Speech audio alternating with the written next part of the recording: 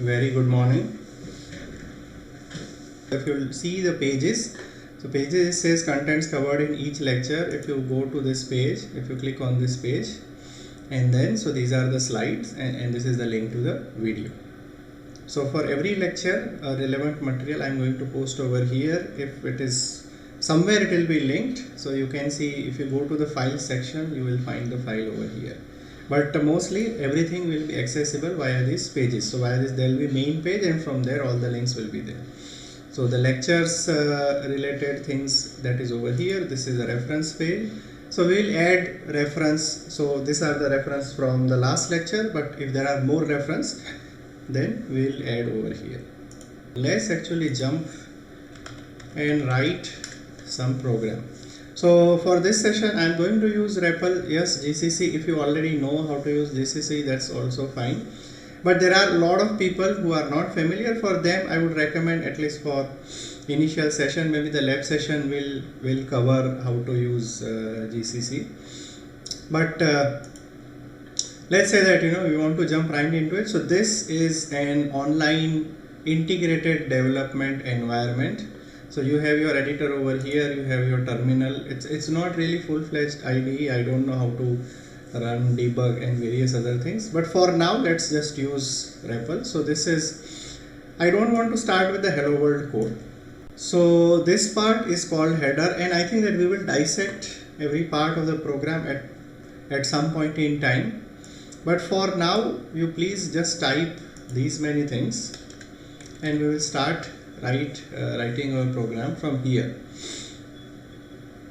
Okay, so in some sense, your system, your program has to start with some state that are called initial state, right? So imagine that essentially your program is always going to start from main, and later on we'll dissect every part and I'll explain that what all of these mean.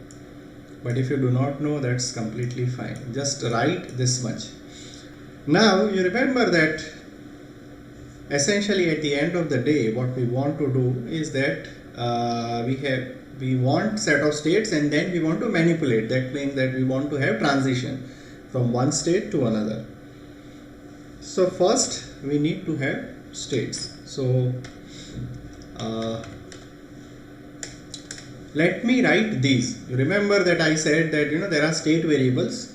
So now in my program I have created these 3 state variables, but from now on in the programming language they are just called variables. And so you might wonder, what is this int, right? So int is a subset of integers, right? So I'm sure you are all familiar with integers. It is a subset of integers. So that means that these state variables, A is one state variable, B is another state variable, and C is yet another state variable. These state variables can take values from this subset. So now you see that, for example, if I have, imagine that I have one variable. You are familiar with, I'm sure that most of you are familiar with, this is fairly familiar. So these are axis, x-axis and y-axis, etc. Now if you want to draw the same thing for integers, then how would it look like? It would look like dotted line, right? Because not all the points are part of your state space, right? So this is 0, there is 1. So integer line looks like this, because there is nothing between 0 and 1 when we talk about integers. This is -1, -2 and so on and so forth, and this goes to infinity, and this goes to infinity. So this is your integer line. You are all familiar with, so I am assuming that background, you are all familiar with real number line. So integer line is a dotted line because there are no values in between.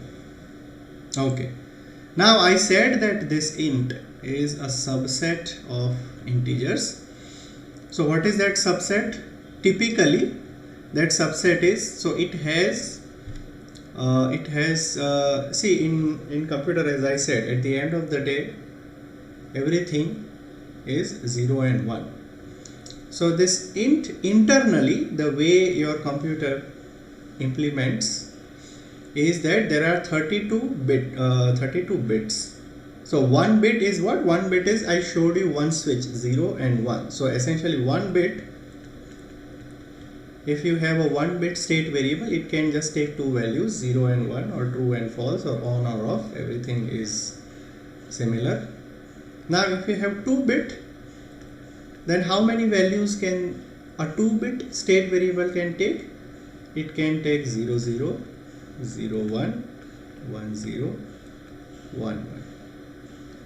Right? Now this int is nothing but a 32-bit state variables. That means that the total number of values then it can take is 2 to the power 32.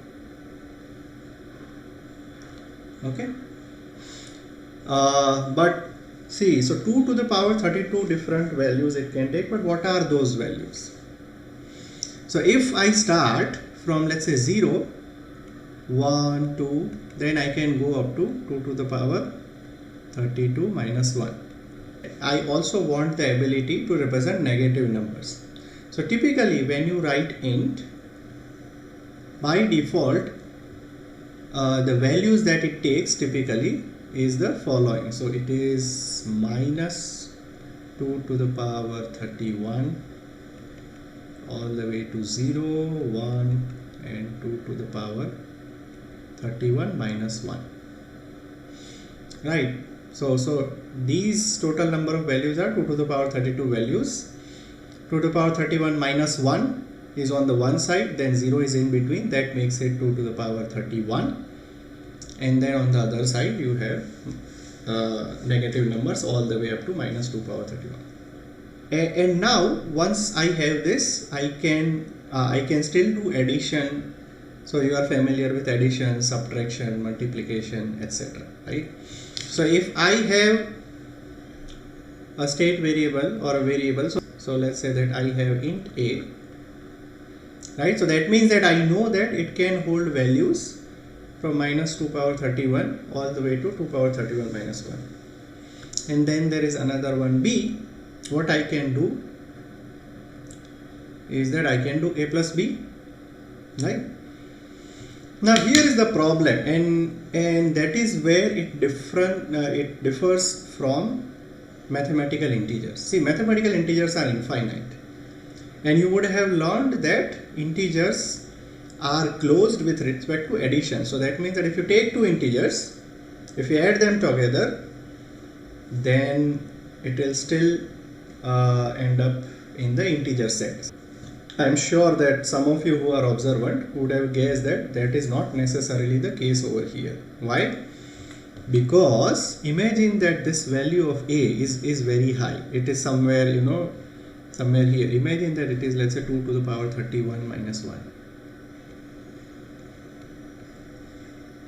And let's say that value of b is also 2 to the is just a 5. I mean, I don't need a very big value. Now the problem is that a and b, its value, it cannot be represented. So this addition is not closed with respect to this int. It might overflow because you do not have sufficient number of bits to represent this value. You do not have sufficient amount of space to represent this value. And I showed you in the previous lecture, I showed you the standards, right? There is a C11 standard, C18 standard, and that is what defines that what exactly everything in your program means, right? So it assigns meaning. It defines semantics. So semantics is just a fancy word for meaning. That what does it mean? Definition, right? So now the standard says that if a and b are int, right? And when I say int, essentially it also it is a, you can omit it. It also means signed int. And signed int, what is it? Essentially I am saying is that signed int is also exactly int. It is minus 2 power, negative numbers are present. Now you see that mathematically, if I have the ability to only store these many values, if I do addition, now I can potentially produce a value that I cannot store what I have in an int or in an signed int, then the resultant value of this expression a plus b is what they call undefined. So as per the standard, it says that whenever there is an overflow happens, what does an overflow means? It means that you added these two variables together and potentially it resulted in a value that cannot be stored in the target state variable. So this now overflows, and sign integer arithmetic if there is an overflow. So similarly you can do with multiplication, etc. So if there is an overflow, then the result is undefined. You cannot assume with this addition that what's going to happen after that, right? So what is the resultant value? That part is undefined. So as long as it is within this range, everything is fine. So 5 plus 6 is fine, 10 plus 10,000 is fine. But if it overflows, then you don't know what's going to happen. Now there is another set. So there are certain sets are given. They are also, so there is some concept in programming language called types.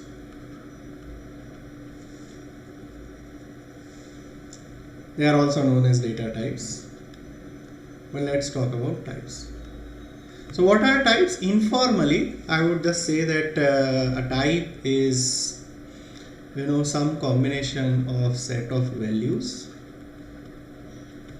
and set of operations that make sense on those values, right? So now let me give you one very simple example of a type. Many of you might have played this game when you were a kid, right? So in Hindi it is called Chidiya Ud. I don't know what it is called in English, whether the bird flies or something. So what they do is that you put your finger on the ground, all of them are playing, and then say that does sparrow fly? Yes, flies. Does parrot flies? Flies. Does peacock flies? Flies. I don't know if you are familiar with that game. Some of you may be. Right? And then you say that does buffalo fly? And then those of you who raise their finger, they are called out, right? Why? Because flying is not a valid operation for buffalo. Buffalo does not fly. So even as a kid, nobody told you that what you are doing is essentially doing a type checking, right? But that's exactly what you were doing. So you were filtering out those things. You are saying that this operation is not valid. That's why buffalo as a value does not belong to the type where flying is a legitimate operation, right? So see, because many times I have seen some people tell you, okay, so what are types in programming language? So it is int, it is char, it is string, character, long, etc. But these are just example of a type. But if somebody tells you what is the type, this is the type, right? Because otherwise it's like, okay, if I tell you that what is an animal, and you say that dog is an animal, cat is an animal, buffalo is an animal. But these are just examples of animal. But what's the definition? So I hope that you got the idea that what is a type. It is a set of values and set of operations, and along with that forms a type. So now in any programming language, so when you say state variables, right, so they also have type. So we'll say that the state variable of type int, I already described what int means. It's a subset of int. It's a specific subset of integers. And similarly, you have something called unsigned int. So that also has the same number of values. It is 32-bit. So the number of values are 32, but the values goes from 0 to 2 to the power 32 minus 1. So that's the difference between a signed int or int and an unsigned int. Now these are two different types, even though it contains the same number of values, but the operations that you do on them, right? So let me tell you that why these are two different types. So as I said, the type roughly, you can understand that these are set of values and set of operations. And I already told you that if you have int, signed integer, and if you do some kind of addition, it might overflow, and after that the C standard says that the value is undefined. You don't know what value it's going to produce in the computer. Okay, but now unsigned int, you have the mathematical basis to do the computation. Now what is that mathematical basis? I'm hoping that in school you learned about modular arithmetic, right? So if I say that 5 plus 3 mod 6 is equal to what? 5 plus 3 mod 6 is 2, right? So this mathematic I am hoping that you are familiar with. So that means that if I have you see that this mod thing does not work when there are negative numbers. And that is why there is a problem, that if it is int and if you do this addition, it might overflow, and as per the standard, the resultant value of the expression is undefined. But if it is unsigned, then you have a mathematical basis. So I say that, okay, unsigned A and unsigned B. So if I have these two state variables of type, two variables of type unsigned, then I can do A plus B, because implicitly what it does is that it says that, okay, mod 2 to the power 32. So you are fine. Is it considered an overflow? Yes. I mean, it is an overflow, but the behavior is not undefined. Your computer does not say that this is undefined behavior. You can add two numbers. If the values are too large, what's going to happen is, so let's again do, so let's say that A is, imagine that value of A is 2 power 32 minus 1, value of B is equal to 5. And now I do A plus B, what is going to be the resultant value? The resultant value is going to be 4, right? I know that what's the resultant value going to be. It is an overflow. So if you expect that after addition you will get a larger value, you see that typically if there are two positive numbers, so if you have two positive numbers and if you add them, you always expect, in mathematics you always expect that the resultant value that you produce, if these types are integer in mathematics, so if you have two integers, you add them together, you expect that the resultant value is larger. That is not necessarily the case over here, and that is why I hope that, see, these are the nuances you should understand. So what I do is that I say that these are three variables of type int. I am hoping that now you know int. So when I do this comma, so I can write this in multiple fashions. See, I mean, last time people asked questions that if it is the same problem, things can be different. How it can be different? Because somebody can do A, int B, int C. This is also valid. So semicolon indicates the end of a statement, right? So I can do this, or I can do A comma B. That means that both A and B are of type int. Or I can also do A comma B comma C. So by doing this, int A, int B and int C, all I have done is that I am declaring that in my system there are three variables of type int, right? So since there are three variables, all of them can take potentially 2 to the power 32 values. That means, what is your state space? Your state space is 2 to the power 32 multiplied by 3. That means 2 to the power 96.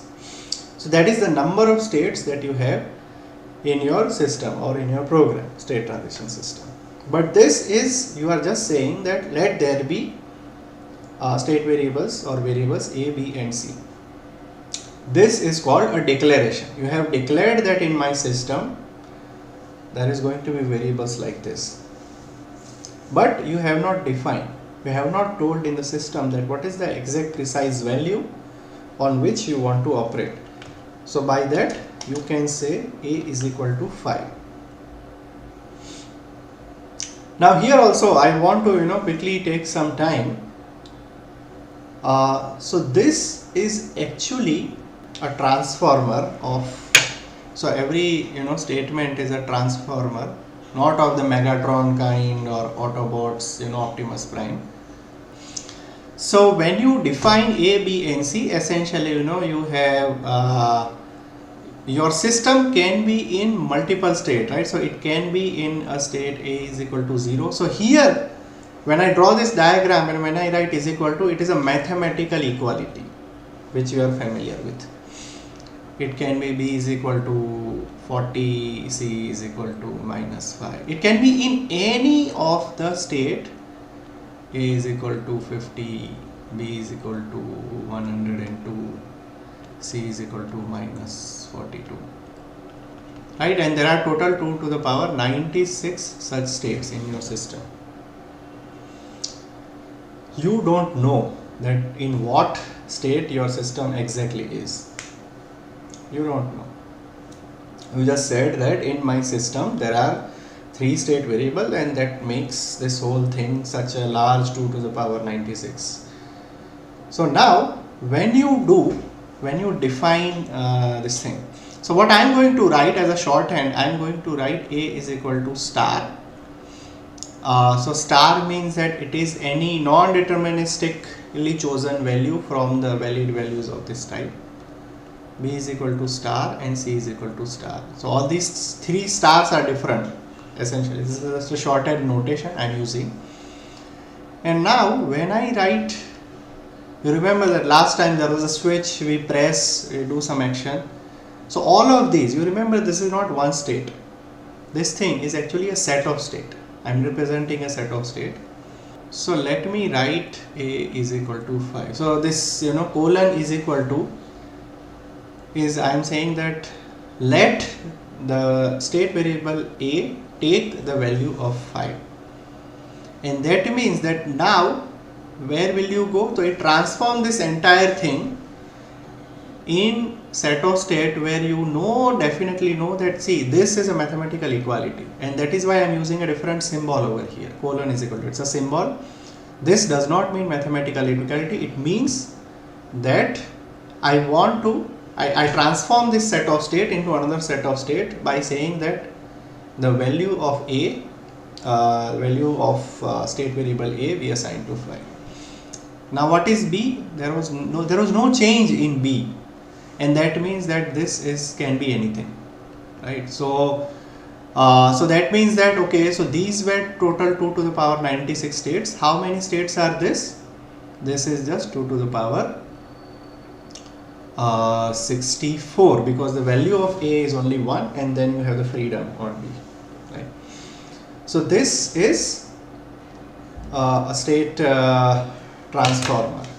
And now why I am saying it like this? Because for the first time when I was learning programming, so now what I can do, and I'll show you, and a lot of people will get confused that why I am writing like this. So I'll do A is equal to A plus 1.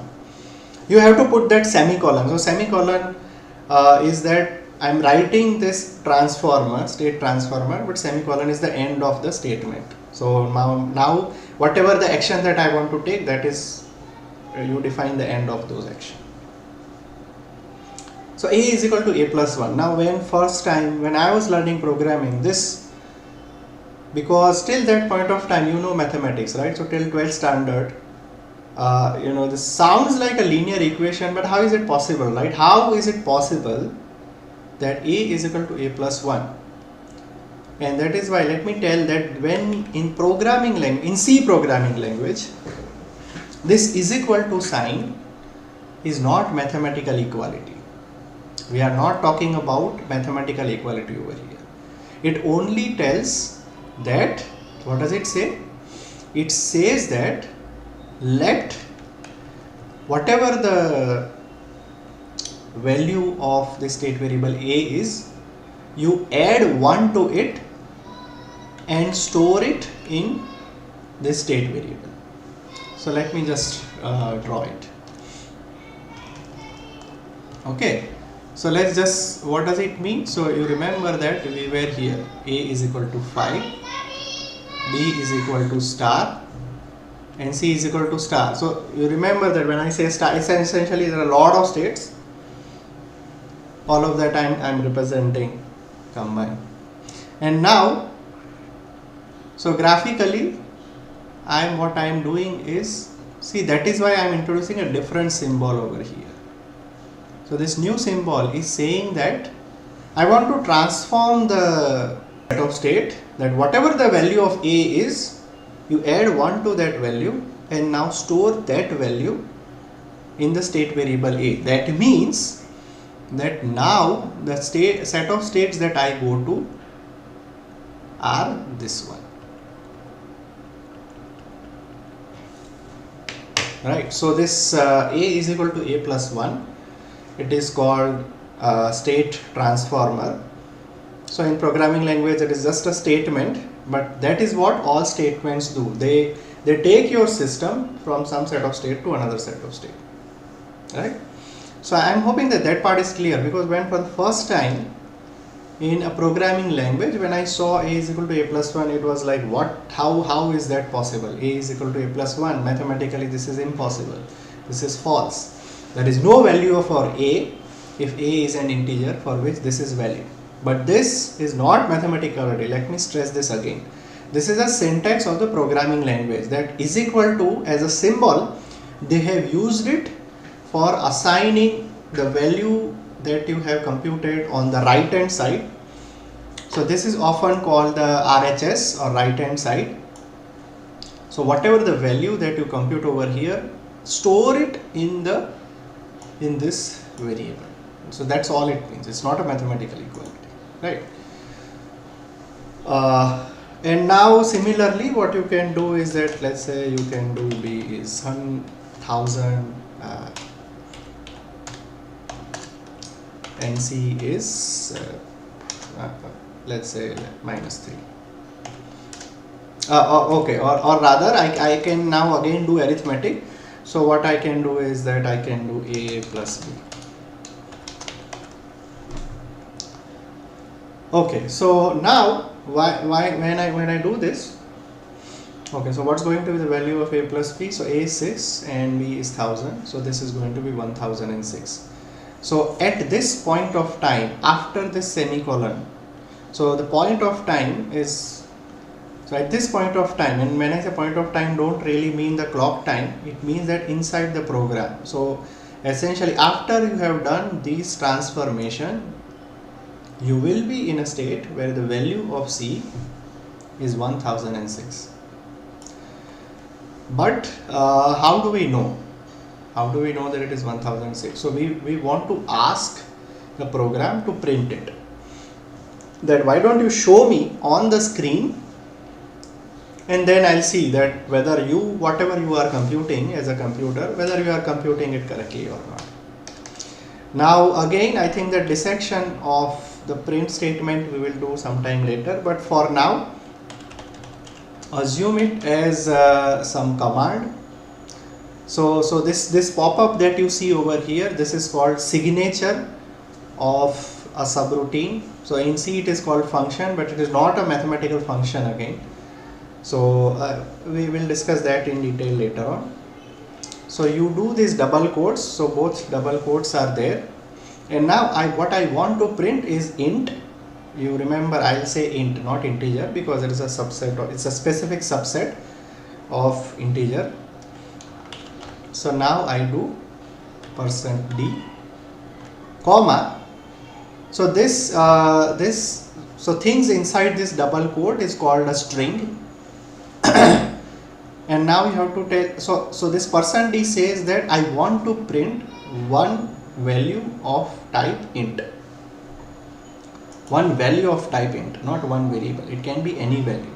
So now what I can do is that, let's say that I want to print C, okay, and I finish my command, and now let's just see. So let's just run. I'm hoping that you all are watching this from computer, so you can just press this green button, run, and see that it is printing 1006. Now you see that this command prompt comes on the same line as 1006. So for that I do this \n, and that is telling it that after you print this number, you internally you add a new line, right? So now if I do this and now I again run, you see that now the command prompt comes on another line. And if I do one more time and then run, you see that there is a one blank line. Okay, now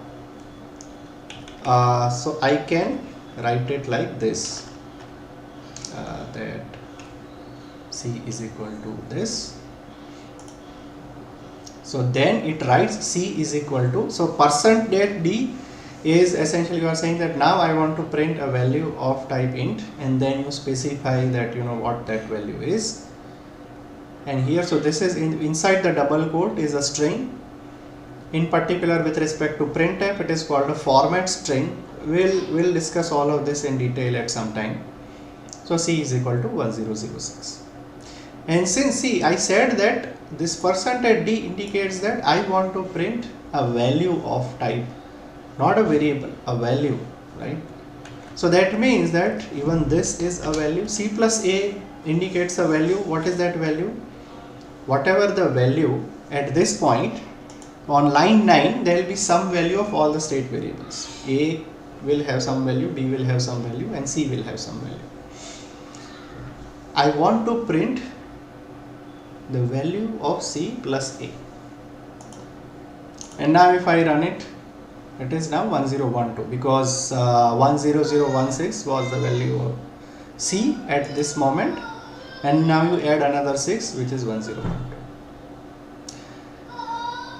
Now you see that if I can do just like addition, so for multiplication the symbol is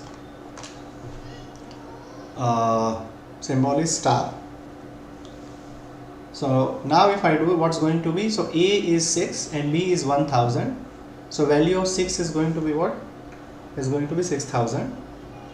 But what I am printing is C plus A. What is going to be value over here? In fact, this is not the value of C, so let's just remove it, because people might think that this is the value of C. That's not the, so this is going to be 60, because 6000, and now you are adding 6 to it. In fact, again let me restore it over here. So C is equal to, so now you see that value of C at this line, at this line 9, which is a blank line, after you have done so many transformations on the states, you will be in a state where the value of the variable C is 6000. Okay. Now you see that in mathematical integer, so let's go back to the board. So in mathematical integers, so you have, so when I say mathematical integer, I mean that it is from this Z, right? So you say that A and B are integers, you write something like this, that B belongs to Z. So you know that integers, so addition is closed under for integers. What do I mean by closed? That means that if I take two integers, I add them together, the result will still be an integer. Similarly, if I multiply two integers, then the result is also going to be a mathematical integer, right? So right now I am talking about mathematical integer. Okay. What about subtraction? Yes, I take any two integers, I subtract them, they are still going to be integer. You see that so int is not closed under any of this because of overflow, underflow. Just like there is an overflow, that value can exceed from the positive side. Similarly, if you have a negative number on the far side, and then if you subtract further, then you have negative value. It's so much negative that you cannot store it. That is called underflow. Right? So int is not closed under any of these operation, but mathematical integers is. Now the thing is that what about division? Right? So division in C programming language is indicated by this slash. What about division? So the thing is that mathematical integers are not closed under division. If I do, if I have a 5 and I divide it by 4, the resultant value belongs to, that it belongs to rational number. It does not belong to. It not necessarily belong to Z. That means that the division is not closed under this. Okay. So with that in mind, let me again go back to this. So you remember that value at this point of time for C is 6000. Now I again want to change my states. So now I will say that it is C divided by A. Right? And again, now you know that the C can appear on both sides, because it is not really a mathematical assignment. All you are doing is that evaluate the value on the right hand side and then store that value in the state variable or a variable C. So this is actually fine. So you know that C divided by A is going to be an integer, so that is fine. So let's just confirm that whether that is indeed the case.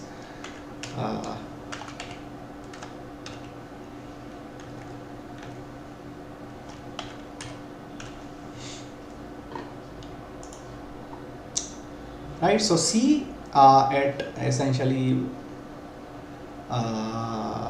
here at line 10. Let me just write C at line 10, and this at line 12. So now it's saying that the value of the state variable C or a variable C is 6000, and this is all fine, right? So far there is no confusion. Let me do C is equal to, let's say, 5 divided by 4. So not that every time I have to take, I can just, it says that evaluate the expression on the right hand side and store that value. So just like I did A is equal to 5, instead I can just do 5 divided by 4, and whatever the resultant value, store it in 6. And now I'll just copy and paste, so that, and this is at line 15. And now let's see what happens. There is something that is going to be, if you are very new to program, is going to be strange. C is equal to 1. Wow, that's some news, that's surprising. So why? Right, because 5 divided by 4 is 1.25. So that is where you see that the difference between mathematics and programming language comes into foreground. So what it did,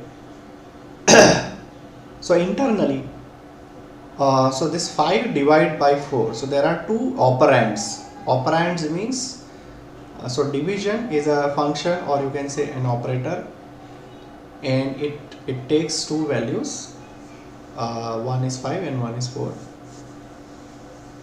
So it takes these two operands, but the way the division is defined, and that is why I said, right, so the standard, C standard defines that what does it mean. Since 5 divided by 4, so 5 is an int, 4 is an int. If you divide them together, now you see that, okay, so the result is not going to be int. But on the left hand side, what do you have? You have a variable of type int. So whatever the value that you, computation that you do over here,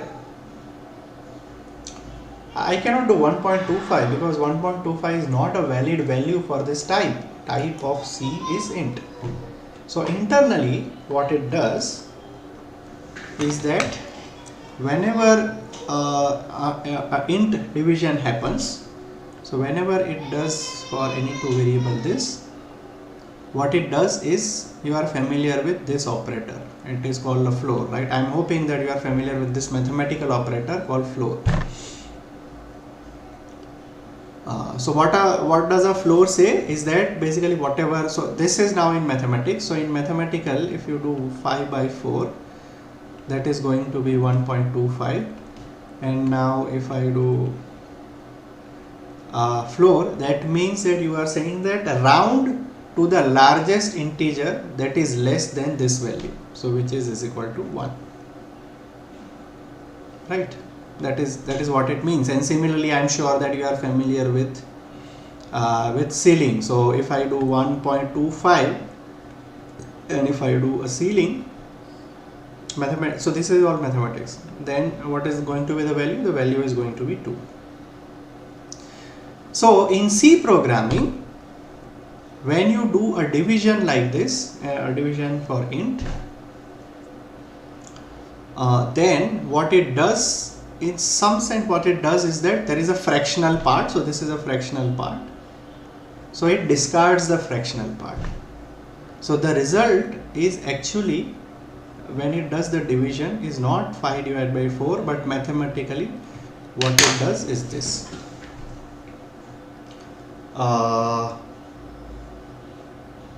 Actually not, and this is not completely correct. This is correct only for positive numbers. So as I said, I think the better way to frame this is that it discards the fractional part. That means that what if I have minus 5.5 divided by 4? So this is going to be minus 1.25. But if you do in C programming language, the result is then going to be minus 1. It is it does not sort of round down. It's just omit the fractional part. I think that is what the mathematical floor would result in minus 2 for this one.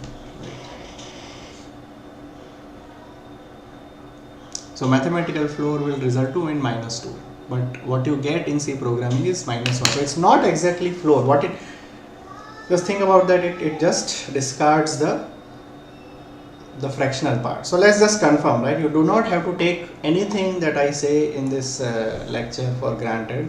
You can actually test these things. I might make some mistakes, so let's just see. So if I have minus 5 divided by 4, so now it is minus 1. You see that it did not do floor, because otherwise it would be minus 2. And okay, so similarly you can what you can do is that there is an operator, so negative, minus is an operator, so you can do A minus B, right? And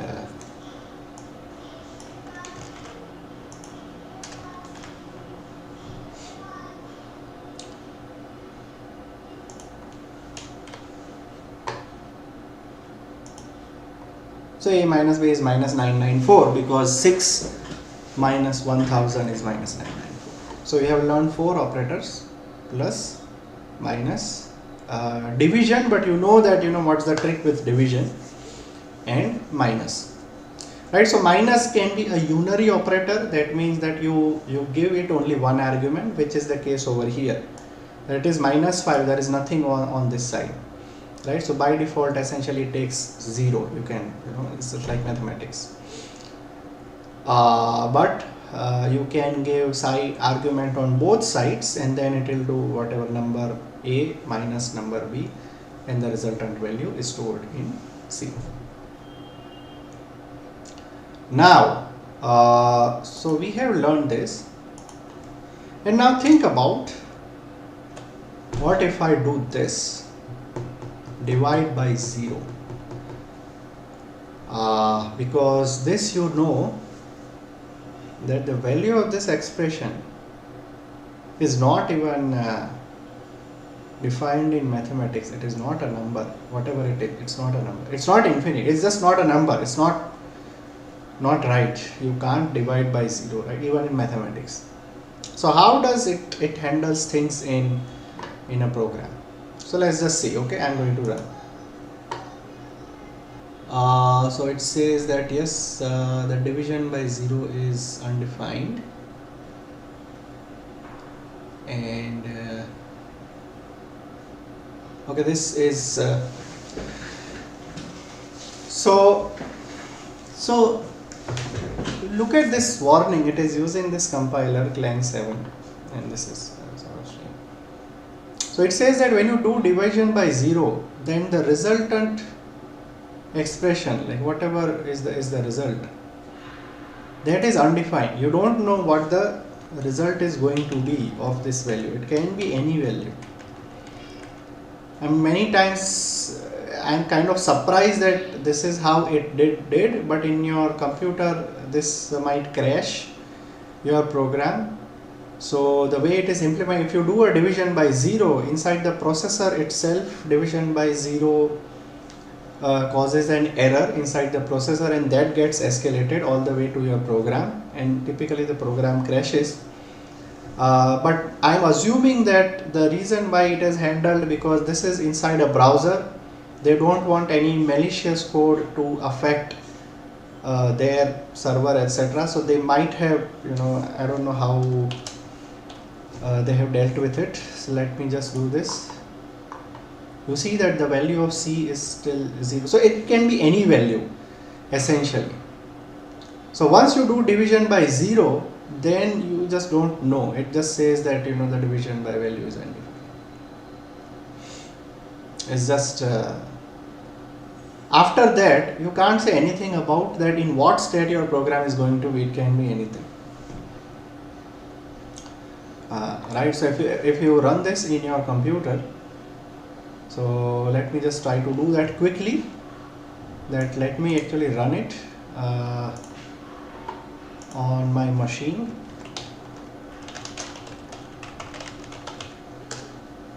And see what happens. So you might have a different editor. I'm using Vim. So if you are very new, you may not know this editor, but this is fine. So let me just do 5x4 here, 5x0 here, and then let me try to print. So it is printf, it is not print, it's just the name of the function. Okay, so I'll just let this be, and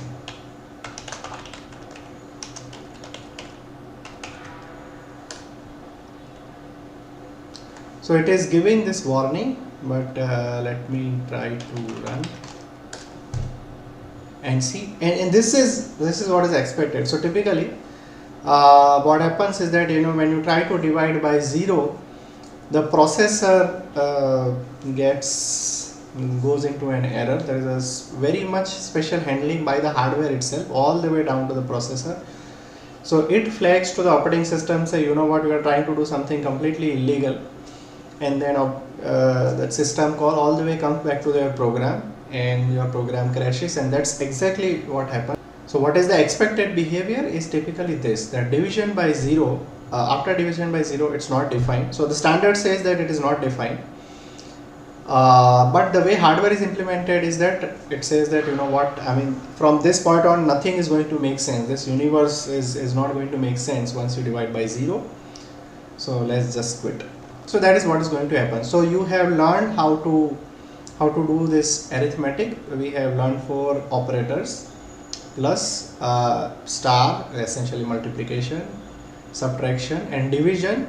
And I hope you know semantics of all of this. So when I say semantics, you mean that plus is not a normal mathematical addition, because if you try to do on signed integer, it is going to overflow, and the resultant value is undefined. Now typically many compilers, what they do is they do wrap around. So if it comes to the largest value, and I think that, yeah, we will just stop soon. So as you said, right, so this is the largest value, minus 1, 2 power 31 minus 2, etc. And what is the least value? Least value is 2 minus 2 power 31 minus 2 power 31 plus 1, so on and so forth. So what happens is that basically when the value crosses this boundary, the way the hardware representation does things for this arithmetic is that then it comes from this side. So if I do minus 2 power 31 minus 1, if that is my value, and if I do plus 2, I might end up with this value. And just because when you compile with a compiler and you might end up with this value, that does not mean that that is what the standard says. For a signed integer arithmetic, the standard says that if you fall off this thing, then you don't know where you are going to end up. I can always write a compiler where if you try to do something like this, the program crashes. I can also write a compiler where if you try to do this thing, the value is always 42, the answer to life, universe and everything. So that is perfectly valid. My compiler is doing what the standard says, right? So don't assume that if you get this wrap around thing, it comes back from the negative number. That is not the standard behavior with respect to the signed integer arithmetic. I think that, yeah, your time is essentially, our time is up. So I am going to stop here.